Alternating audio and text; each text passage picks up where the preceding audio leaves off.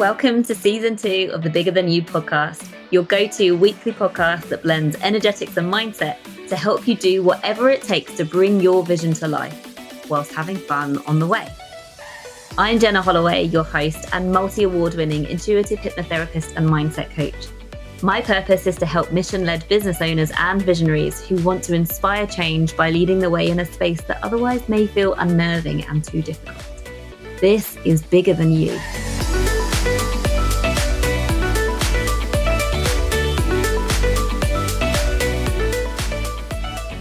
Hello, welcome back. Thank you so much for joining me again. Today we have an incredible speaker. I cannot wait to share her knowledge and wisdom with you. Abi Lemon is a brand strategist turned coach and mentor for multi-passionate ADHD entrepreneurs. She's also diagnosed ADHD herself, and Abi pivoted from her 6-figure strategy agency in 2019 to focus on helping people in business choose joy every day as they use the brilliance effect to grow their business, unlock their energetic potential, and create a truly aligned way of working. Abi is very much on my wavelength in terms of the intangibles, shall we say, because I don't like the word woo, but she still loves the science behind what she does too, very much like me. Her background is in psychology, strategy, and acupuncture, and is endlessly fascinated by neuroscience and the human energy field. Oh, we have so much to talk about, Abi. Welcome. Hi, it's so lovely to be here, Jenna.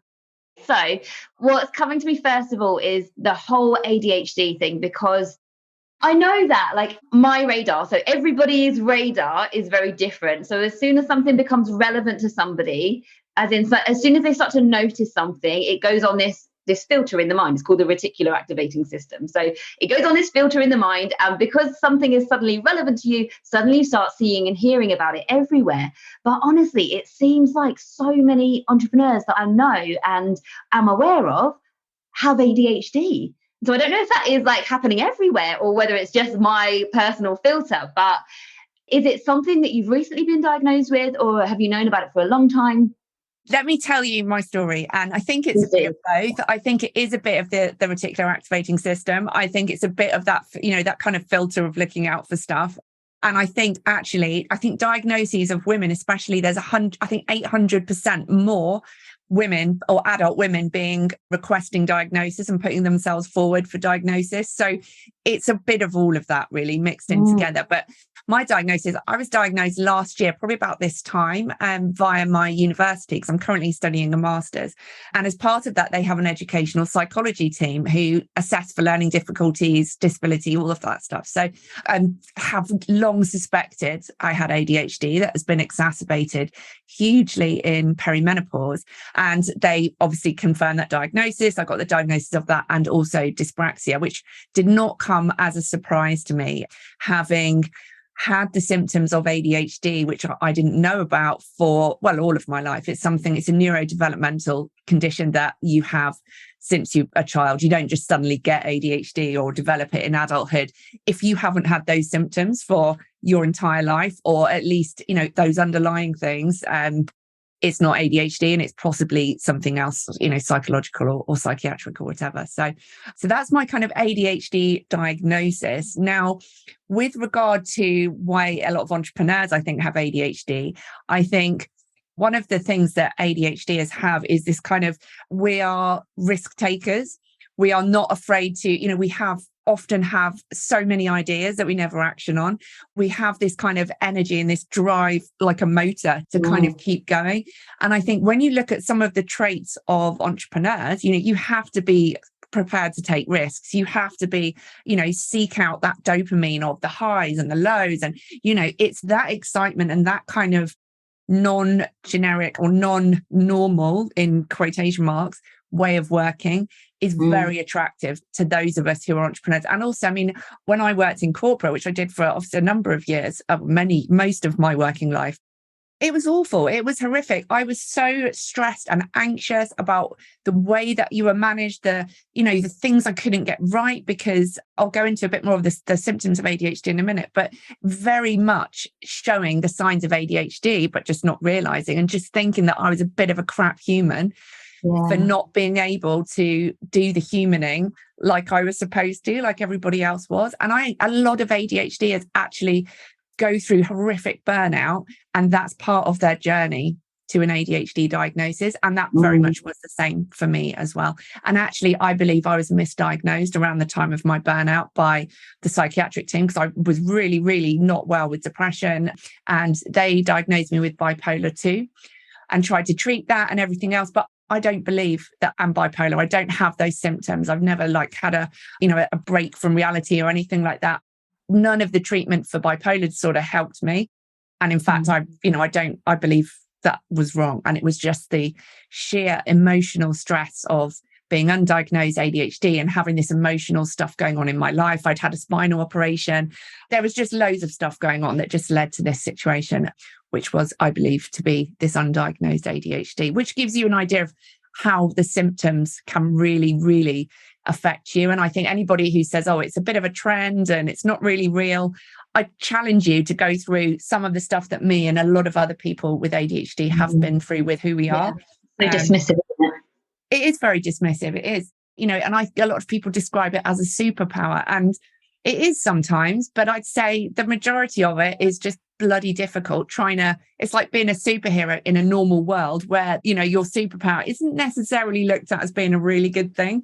So, yeah. But it's great, isn't it, that you're here talking about it, and it is so much like where we're heading is awareness and not stigmatizing and being celebrated. And when you have your own business, I mean, I'd love to hear your take on this, but you don't have to fit into a box. When you're in corporate, you have to do it a certain way. But when you're your business owner, you can create your own rules, can't you? Does that help? It does help. And, one of the reasons I pivoted from the other side of my business, the strategy agency, was I realized that I left corporate completely burnt out, depressed, all of the stuff.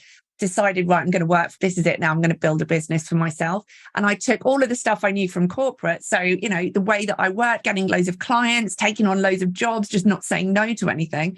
And it just led to burnout again. And it wasn't until really the end of 2019 when I was working with multi-million-pound companies. I was, going and presenting to leadership teams about brand strategy and all this stuff and and I just thought, you know what? I can't do this anymore. I literally cannot do this anymore. And then lo and behold, a couple of months later, pandemic happened, which gave me that. And everybody stopped, paying me basically. And I was like, oh, okay. So now I need to do something a little bit different. So I actually went back to uni, finished my acupuncture degree, which had been a bit of a bane that I'd never finished it because being an ADHD, a serial non-finisher of things, went back and finished that thinking, oh, maybe I want to do something with that. And actually that wasn't the case. I found I was holding space for every single one of my clients emotionally, talking about their trauma. I was in clinical practice for a year. I wasn't just treating a bad shoulder with or treating a knee injury or a bad back. It was all emotional, repressed trauma and everything being stored in the body. And that's when I realized this is what I want to do. I don't want to be a trauma therapist, but what I do want to do is help people to move to the next level with their business, and not just because it's a business thing, because my background is obviously brand business and brand strategy, but because as entrepreneurs, our business is almost like this horrific journey of self-development, amazing journey of self-development, should I say? Yeah. But it's a journey of something that you can't even explain to somebody else unless you're on it yourself. It's amazing. It's wonderful and exciting. So from pivoting my agency to kind of realizing I wanted to coach and support, I'd been doing a lot of coaching anyway, but I realized that was what I wanted to focus on. And the reason that I kind of really turned to ADHD entrepreneurs specifically is when I had my own diagnosis, I looked around at all of my one-to-one clients, my group clients, and every single one of them, I'm not even joking, apart from one, had either diagnosed or suspected ADHD. This is what I do. I support other ADHD entrepreneurs. And why am I not explicitly telling people that's what I do? Why am I kind of hiding that? So that was when I pivoted last year and really kind of started just focusing on my fellow ADHD trailblazing entrepreneurs. Yeah. Oh, so amazing. I just love everything about that answer. I want to go back to the acupuncture thing where you said you were treating physical problems, but actually it wasn't the physical problem, it was the emotional problem. And this has come up in one of my group coaching calls this week.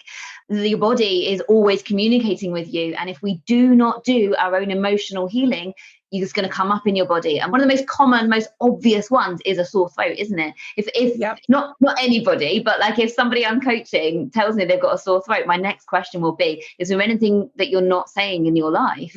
Is there something that you are not communicating anywhere in your life? And chances are the answer is yes. And that throat chakra is blocked and it manifests as a sore throat. We've had a call before, haven't we, where we had a coffee and a chat call, and I pulled out my Louise Hay book, You Can Heal Your Life. And in that, like, by the way, guys, if you haven't read that book, it's amazing. Louise Hay, You Can Heal Your Life. And in it, it's got a glossary of stuff that manifests physically in the body, what your body is basically trying to tell you is wrong so that you can heal it and move forwards. But yeah, so you helping other women in your situation, being that support for them, helping them to get the best from themselves and celebrate who they are rather than trying to hide it is just so perfect. Absolutely. And I think as ADHD specifically, it's linked to a lot of people pleasing, because we've been trying to, especially as women, we've tried to fit in and mask us, who we are. So people pleasing, which leads to kind of self-worth issues very commonly, which leads to things like there's something called rejection sensitive dysphoria, which is basically a distorted view that we are either think we're going to be rejected, we are being rejected, we perceive that we might be rejected, or that possibly, even in the so that it's this real sensitivity and this distorted kind of view of rejection that cuts us to the, cuts ADHDers to the core. And I know lots of very sensitive, highly sensitive people are the same, but I think with ADHD, because we're masking and everything else, we don't show that side of us. So that gets pushed down as trauma as well. And there is a lot that links chronic pain conditions like ME and fibromyalgia. I myself have a diagnosis of fibromyalgia as well. Migraine, all of this stuff is linked to emotional suppression, which again, in turn, from a neuroscience perspective, affects the dopamine pathways, affects the synthesis and reuptake of that particular neurotransmitter, and others are involved. So it's, there is like a scientific kind of link, but between the emotional stress and the way the body responds to it as well. Another amazing book is The Biology of Belief. And it's Grace Lipton. And that again talks about cellular regeneration, like through the mind, and how emotions are stored and how we can kind of heal ourselves through our self-development and our emotional regulation and things like that. So yeah. That thing about rejection is so interesting. I didn't know that. But what I do know and would want to share, because, some of the listeners might not know but the human brain, like every human brain, has this filter. And this is why I talk about creating your reality, because your perception is what is influencing the reality you're experiencing. Because your subconscious mind is taking in everything around you and is filtering it, so that your conscious experience is a very, very tiny proportion of what you've actually taken in, but it's all subconscious, so you don't realize it. And through that process of filtering, your brain will literally distort, delete, and generalize information to fit the inner belief system that you have, which has been programmed in through your childhood. So, for example, if you believe that you are not worthy of insert anything, if you're not worthy of something, then you will literally never ever see an opportunity that will be good for you, even if it's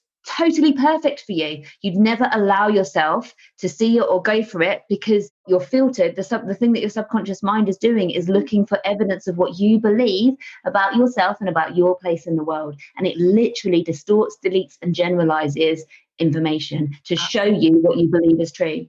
Absolutely. But on the positive side of that, there is this other thing called, which you'll know about, neuroplasticity, where actually you can change that subconscious belief, which I know is the work you do, and which, so those well-worn neural pathways can be changed with the right work and things as well. Really absolutely. It's not a comfortable journey for people to go on, is it? So no, it's not, but it's incredible, isn't it? Once you've done the work.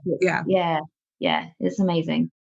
Okay, so if somebody's listening and they potentially have ADHD, but they don't know it, what kind of signs and symptoms might they be experiencing that could potentially mean that they do have ADHD?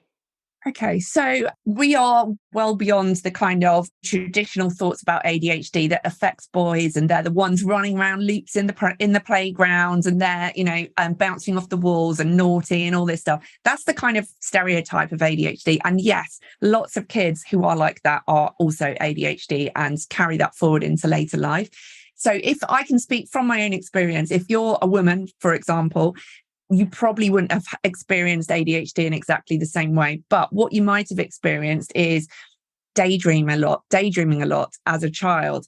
Maybe you talk too much. Maybe you're told you talk too much and you don't shut up in class, and you're not paying attention in class, and you perhaps could do better in your exams because you don't work very hard, or, so those kind of signs as a child, and to a bit more of a degree than just just kind of every now and then. So if that was a really repeat occurrence for you, that could be a sign. In adulthood, it shows as brain fog, forgetfulness, untidiness, losing your keys repeatedly over and over again, putting things back in the wrong places. So that kind of forgetfulness, finding that you interrupt people a lot. And you really struggle not to interrupt somebody when they do it, like a pause, for example. And a funny story, my ex-husband used to talk really, really slowly because that's how he talked. And he used to pause a lot. And oh my goodness, it used to drive me absolutely insane. I would just be like jumping at the bit to fill in the sentences and fill in the gaps. So that if that's something you repeatedly find yourself doing, especially like in social situations or inappropriate situations, could be a sign of ADHD. The brain fog, definitely. The not being able to concentrate, the deadline dancing, the leaving every single thing to the last minute possible, and then really getting stressed out about that.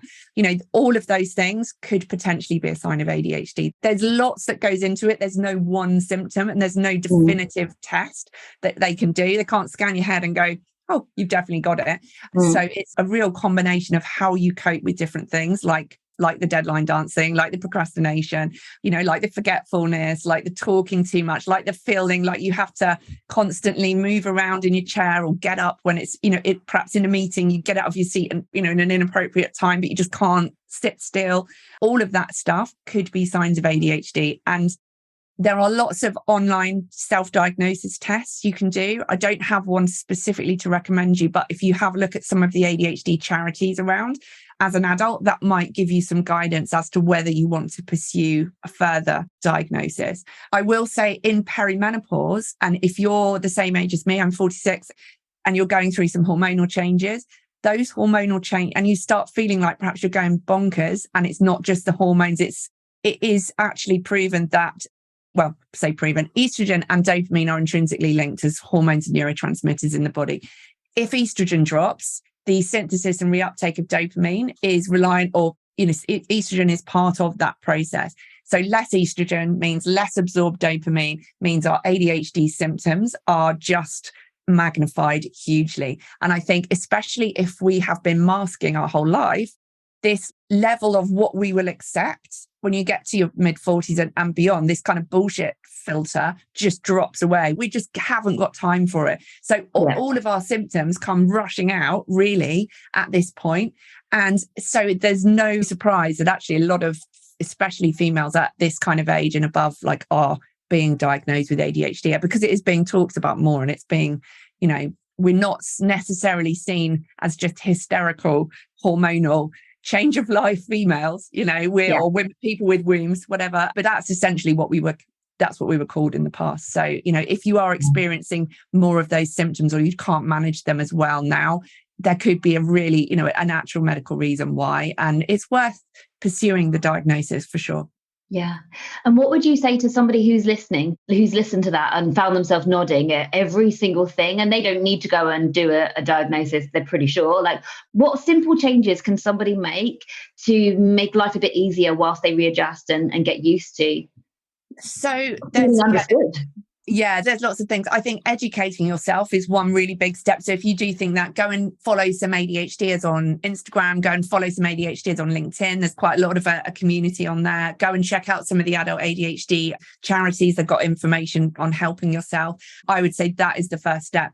The second step as a business owner is you need to be kind to yourself and compassionate, and just know that sometimes planning your day can be quite hard, for example. So I'll give you this example.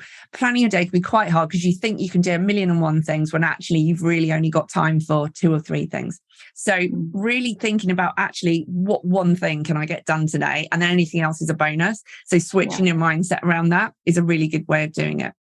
Little things around, if you procrastinate hugely, you can just make, sometimes we'll find ourselves doing something completely different when we've got an important task to do. So for example, my thing is cleaning. I'm not a massively house proud person, but if I've got something really important to do, I'll be there with a nail brush, scrubbing the inside of the shower. Yeah. I absolutely have to clean all the grout and all this kind of stuff. And I've accepted now that that's not procrastination. That's part of my process. My process is, my creative process, whatever it is to go and do some cleaning and release that, and release, maybe I'm thinking and my brain is turning over before I do something else. And just that little flip of, okay, so it's not wrong, it's just how I work, is really, really a good thing. But there's loads of tips and tricks out there for ADHDers. The thing is with ADHD as well, we're not all the same. There's not one thing that works just for our, this particular neurodiversity. There's every single one of us has its, it's slightly different. We are slightly different, and different things will work from us. But that self-acceptance, educating yourself, realizing that you will do things in short sprints, your attention won't last. So if you've got to get stuff done, don't think you're going to sit there for 5 hours doing the same thing. Yes, you can. That will happen sometimes. And then we forget to eat and go for a wee and all that as well. But that's a whole other. But just know that, it's working in kind of shorter sprints and really being kind to yourself over how you work. And it's just test and measure. We have to look at things and try new things out and see whether they work for us. That's so good. And I was listening and thinking, that's exactly what I teach too. That's great advice for everybody. That relationship that you have with yourself, to know yourself really well and to accept yourself as you are, and not try and pressure yourself to do things a certain way, and to just follow your energy and allow yourself to be who you are without any resistance or I should be doing this kind of narrative. No, accept yourself as you are, love yourself as you are. And that's how you're going to get the best from yourself, because you're not creating resistance. You're just allowing yourself to follow your energy. I'm not somebody to go and do a whole bunch of cleaning, but I definitely am somebody who has something on my to-do list, but I will follow my energy. And if I'm not feeling doing that now, I trust that there's something that's going to come through that's going to be useful, but it's not coming through right now. So yes, I might have a to-do list, but I'm not a slave to that. I follow my energy every single time. So whether I have a to-do list and it gets done or not, it doesn't matter, because I trust in divine timing, that I follow my energy and I run my day according to my energy and how I feel in each moment, like intuition-led and all the things. And every single time it pans out perfectly. And sometimes it's so I don't make myself wrong for, in quotation marks, putting a task off, because I trust that it's happening for a reason. And so I follow every intuitive nudge. So maybe, for example, I might have had it on my to-do list to contact you, Abby, to get you on the show, maybe 6 or 8 months ago. But it wouldn't be the conversation that we are having today. This is so powerful, the things that you are sharing. And 6 or 8 months ago, you wouldn't have been saying the same kind of things. That's divine timing for me to just follow my energy and accept myself the way I am, and to not put pressure. No push energy is happening here whatsoever. And so exactly all the things that you just shared, it's great advice for ADHDers, but great advice for entrepreneurs, everyone. I think, yes, definitely, to not making yourself wrong. I think the difference with ADHD is actually we resist it, but we thrive with some structure. And sometimes to let us just have no structure at all leads to loads of overwhelm, because our brains they're just functioning differently. If you can create some kind of structure and routine. I hate structure and routine. I do not want to have structure and routine in my life. But I know that actually, if I'm left to my own devices in too much in that flow state, I don't get anything, nothing at all. And it's and that's no good when you're running a business. There are certain things to get done. Yeah. I don't know, but I'm very much like that too. And that's why I lean so heavily on my 2 VAs. They are incredible. Yes. They do so much in my business. My business would not be what it is today if I didn't hire that support, because I follow my energy, and that invariably means stuff doesn't get done. But I have a team who are incredible to support me. That for you, which is Perfect. Yeah, that's exactly what you need because you need someone or something to give you structure and routine so that you can be your creative, free-flowing, energy-following, intuitive self. So, yeah. Yeah. Brilliant. This is such a good conversation. What's been the best thing to come out of being diagnosed with ADHD? Like having a label, not a label, but actually being understood that this is what you have. Yeah, I don't mind it being called a label. I'm totally down with that. I'm not somebody who rejects the thought of being labeled. I find it's actually a tool by which I can understand a little bit more about my own past and motivations and, behavior and things. So the best thing that's come out of it, I think it's that self-acceptance. I think it's it's like the cogs all fitted into place, the kind of, it just really made sense to me why, certain things had happened to me and I behaved in certain ways. And to the point of actually being diagnosed and going through a grieving process afterwards. But in that kind of, that kind of elation, then there was like the anger of like, why didn't anyone notice before? Then there was like the sadness of what could have been. But it followed a real pathway of grief. But within that grief has come out this learning and this understanding and this massively new level of self-compassion that I've got for myself, which I didn't have before. I just used to beat the hell out of myself for not doing the things that I thought I should be doing. And that word should is literally responsible probably for all of the burnout I've ever experienced in my life. Yeah. So it was, so that level of self-compassion, because I do think that you don't have to get a diagnosis. I mean, I personally don't medicate my ADHD. I have supplements and I look after my brain in other ways, but I think for me, it was just having that confirmation was so important to me and meant a lot to me. And I think that for me has made my diagnosis 100% worthwhile. But I appreciate others on the same journey might not feel they need to follow that route either. So, yeah, amazing. And I have another question for you. In terms of the energetics and, okay, so just for the listeners, we get more of what we are, not what we want. And it's not the things that you do, it's the energy underneath the things that you do that matters.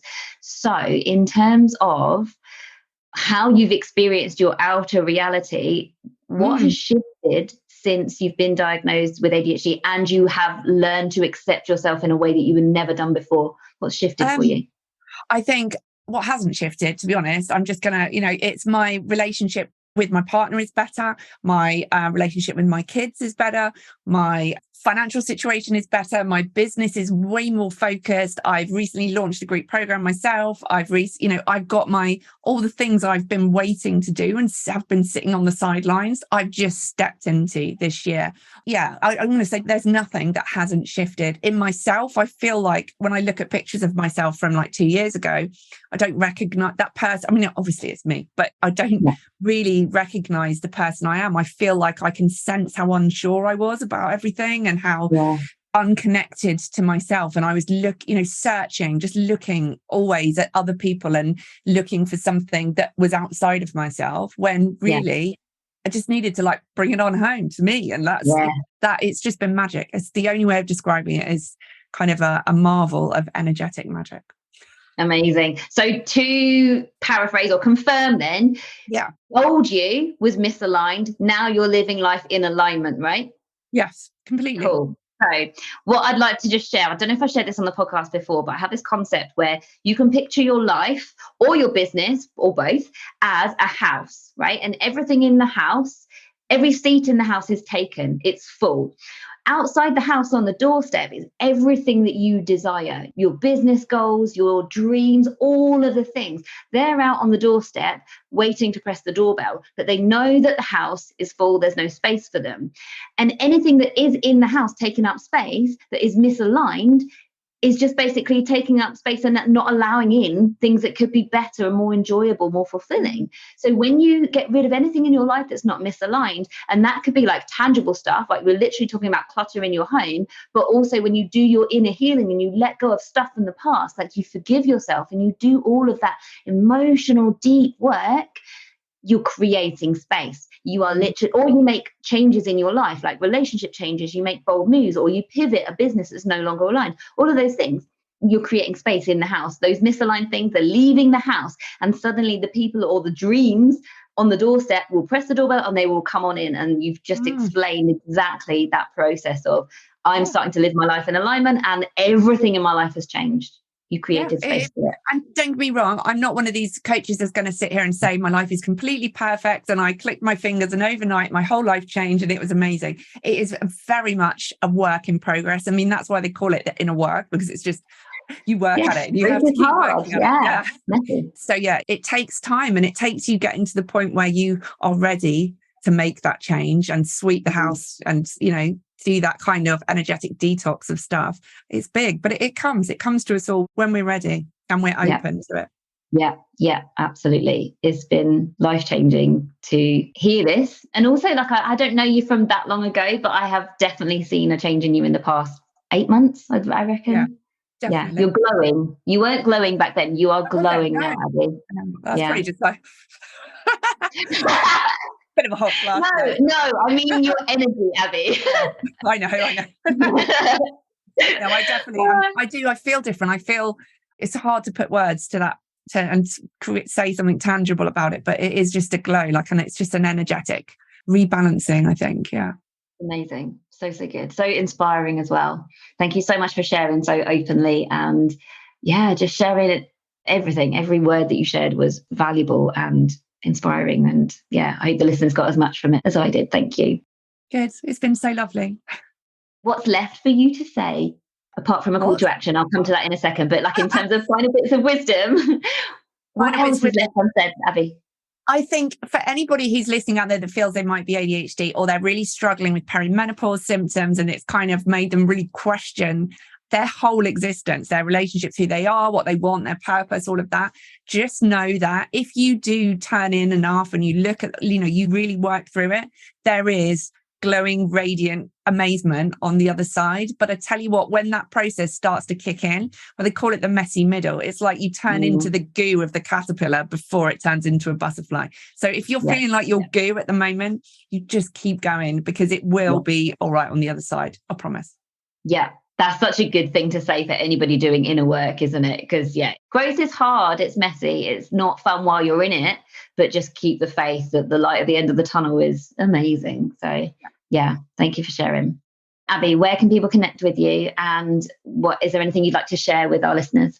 Yeah, probably the best place to connect with me is over on Instagram. It's abilemon.co, which we'll put the link in the show notes. I also have a website, which is also abilemon.co. So if you put that in, you'll probably find me there as well. And I recently recorded a masterclass for ADHD entrepreneurs. So I'll share a link to that. Because my background is in brand strategy, I'm all about helping you to leverage your unique brilliance as an ADHD and kind of bring together all your multi-passionate skills. And in this masterclass, I teach you how to do that and really kind of infuse that through your messaging and offers and things. So if you want it, it's in the show notes. Amazing. Thank you so much, Abby. Good stuff. See you soon. See you soon. Bye. Bye. Thank you for listening to the Bigger Than You podcast. If you found it valuable, please forward it to others who you think might benefit from listening, and be sure to subscribe to get the new episodes when they release. And if you're listening on iTunes, please leave a rating or a review, as it really helps the show to grow.